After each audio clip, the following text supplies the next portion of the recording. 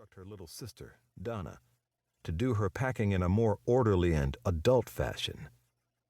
The parents stood by and watched the two little girls and smiled. Donald Goines, tall and thin, with a strongly chiseled face, kissed his woman Shirley. She was lithe and pretty, with a quick laugh and sparkling eyes. Together they were a happy couple, one of the happiest their friends had ever seen. And this muggy summer morning was a special occasion for them to be happy. They were returning to their home, Detroit, Michigan. After 2 years in Los Angeles, it would be good to get back to their family, their friends, and the town in which they had grown up. Donald Goines had come to Los Angeles with a dream. It was not an unusual one for the city which housed Hollywood. Donald Goines had wanted to write his way into the movies, then become a best-selling author and writer of screenplays. Hollywood is full of people with the same dream, but very few of them were like Donald Goines. His career as a writer had begun only a few years before his arrival. It had begun in Jackson State Penitentiary, where Goines had been serving time for running an illegal still. It had begun with a book called Whoreson, a fictionalized but deeply personal account of Goines' early years as a pimp on the streets of Detroit. The manuscript had been mailed to a Holloway House publishing company in Los Angeles. The publishers, who had brought to the public such classics in the black genre novel as The Nigger Bible by Robert H. DeCoy and The Naked Soul of Iceberg Slim by Robert Beck. The new book had been received with an incredible burst of enthusiasm.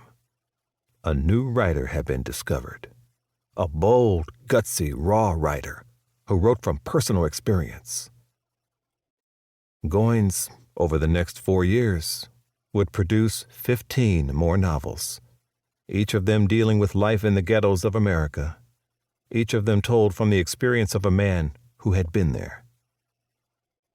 During his lifetime, Donald Goines had been a pimp, a numbers runner, a card shark, a pool hustler, a whiskey still operator, a thief, and a dope addict. He had lived and thrived in the teeming ghetto of Detroit. He had made small fortunes and lost them, had risen from the gutter to the penthouse and fallen back again. He had spent nearly a third of his life behind bars in the county jails and federal penitentiaries of America. He had fathered 7 illegitimate children, had cursed the bigotry and injustice of American society, had been a black man trying to survive in the jungle known as the ghetto. And throughout all that, Donald Goines had become a writer, one of the best-selling writers of the black genre novel in America. His books were going fast, through first, second, and third printings. They were appealing to the urban black and the ghetto black. Some thought of them as blood and guts action books, but there was much more to them than that. They were books that exposed the brutality and evil of the ghettos.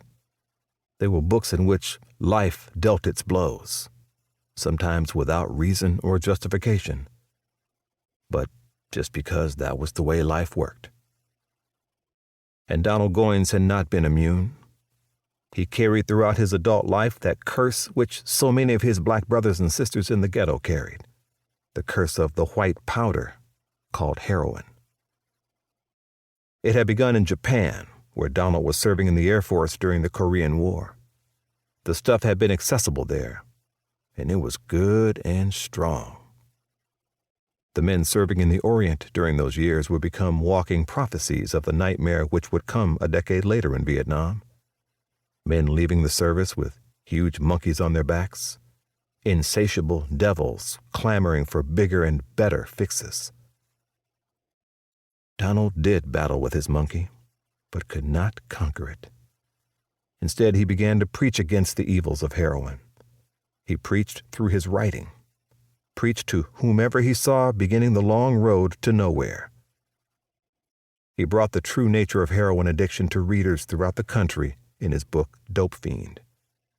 The ugliness and sordidness of the addict's life did not escape him. No details were left to the imagination.